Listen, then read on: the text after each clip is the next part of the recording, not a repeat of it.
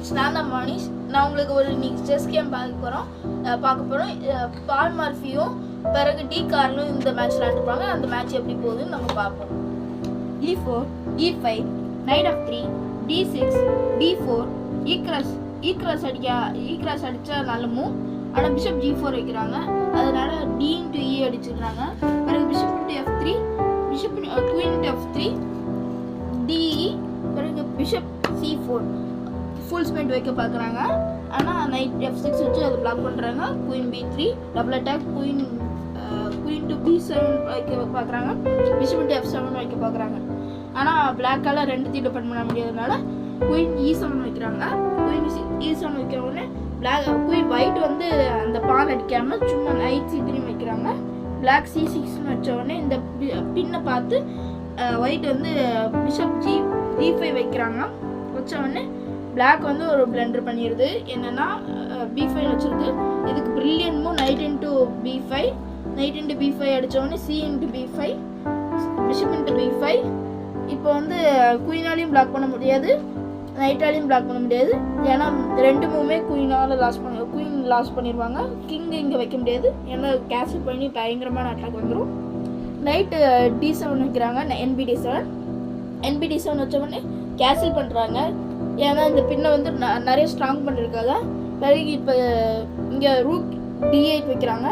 Rook into D7 ரொம்ப பெரிய brilliant move. Rook into D7, rook D1. இப்போ வந்து திருப்பி அந்த வந்து ப்ரெஷர் பண்ணுறாங்க. இப்போ குயின் E6. என்னன்னா அவருக்கு வந்து மூவே இல்லை, அதனால குயின் ட்ரேடு கேட்கலாம். ஆனால் இது பெரிய பிளண்டரு.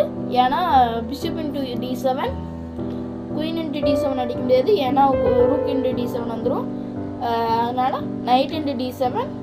இப்போது உங்களுக்கு தெரிஞ்சால் வீடியோ பாஸ் பண்ணிவிட்டு இதை வந்து என்ன மேட்டிங் சீக்வன்ஸ்னு கண்டுபிடிச்சி கமெண்டில் போடுங்க. அடுத்த move queen B8, very brilliant move. Night into B8, பிறகு ரூக் D8, ஒரு மேட்டு, வண்டர்ஃபுல்லான மேட்டு வந்து பால் மார்ஃபியால் வைக்கப்பட்டது. தேங்க்யூ. இந்த பொசிஷனை நல்லா பார்த்துக்கோங்க. இந்த பொசிஷன் வந்து பிளாக் என்ன ஆடி இருக்கலான்னு நான் கொஞ்சம் எக்ஸ்பிளைன் பண்ணுறேன். பொசிஷன் பார்க்கலாம்.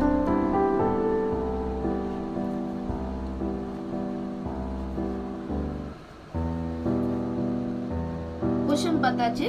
இப்போ வந்து பிளாக் வந்து NBD7 வைக்கலாம். NBD7 வச்சாலும் இந்த பான் போகும், ஆனால் இந்த பானை விட்டு ஆடி இந்த பான் எடுக்கலாம்.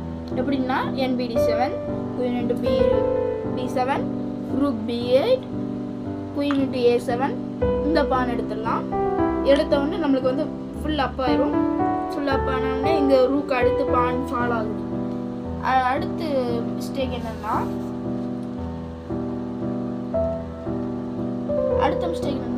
பிளாக் B5 வச்ச உடனே நைட் இன்ட்டு B5 வைக்கிறாங்க.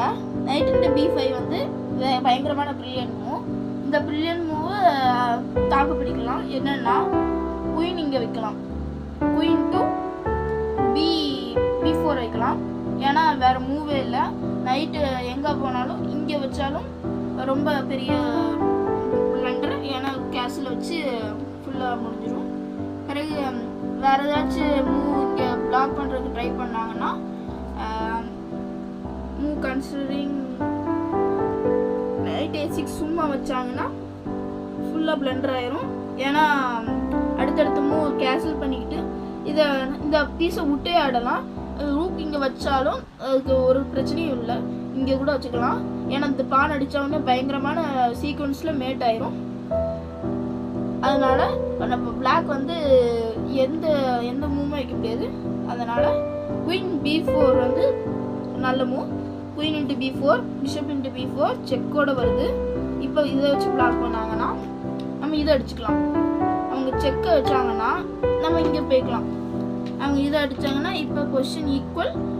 ஒயிட் வந்து ஒரு பானப், அந்த ஒயிட் ஒரு பானப்போட நம்ம வந்து இந்த கேமை ஈக்குவல் பண்ணி ட்ரா பண்ணிடலாம்.